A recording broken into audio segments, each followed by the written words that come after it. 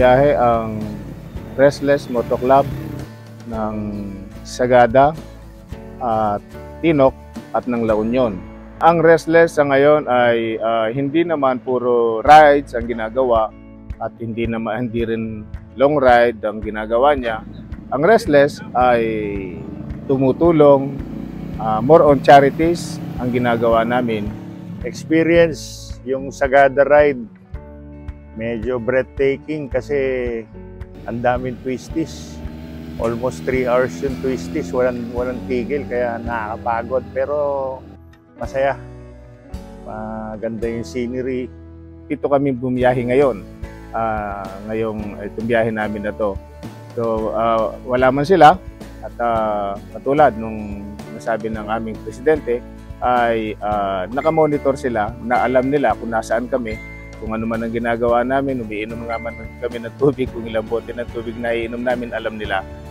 Sa ride natin, kahit wala sila, parang kasama na rin sila kasi updated sila sa messenger group chat natin.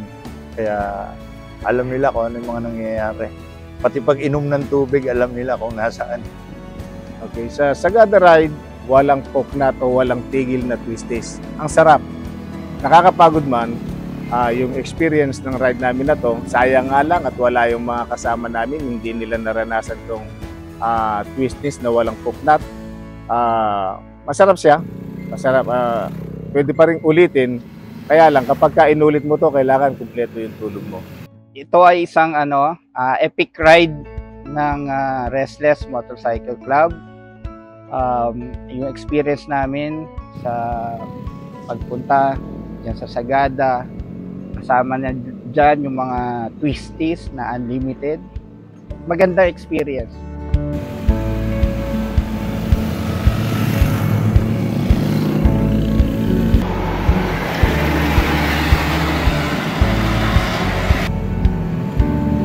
Ang masasabi ko lang sa ride namin isa lang, masarap na mahirap.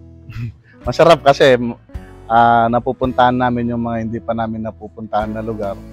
Medyo mahirap kasi sobrang haba ng twisties. Halos maghapon yun yung nilalaro namin, yung mga bundok.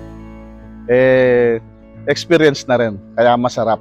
Ilan pa lang yan sa mga ride ng Restless at marami pa kami pupuntahan na lugar kasama yung buong grupo. At sana makasama yung mga ibang hindi pa nakakasama.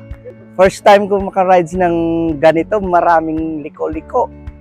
Ang tagal ko na nag-rides, Visayas, ngayon na ako naka-experience dito ng Sagada na parang walang tigil, walang katapusan na liko.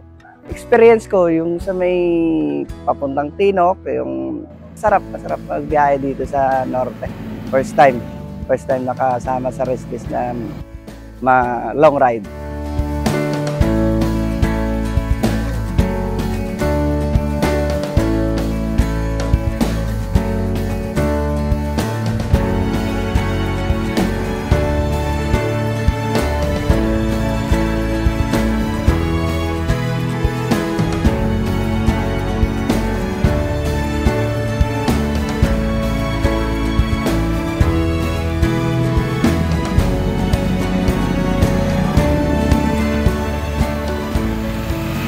From Sagada to Tinok, ngayon nasa La Union kami. Share ko lang sa inyo yung naging experience namin sa mga twist-twist. So kahit pa paano, nakaraos kami at nakarating kami dito sa La Union ng safe. Yung mga kasama ko sobrang enjoy. Wala kang masabi, talagang yung pakikisama, masaya kami. Doon sa hindi nakasama, sana sa susunod, sama uli kayo para masaya ang RMC. So see you guys next ride.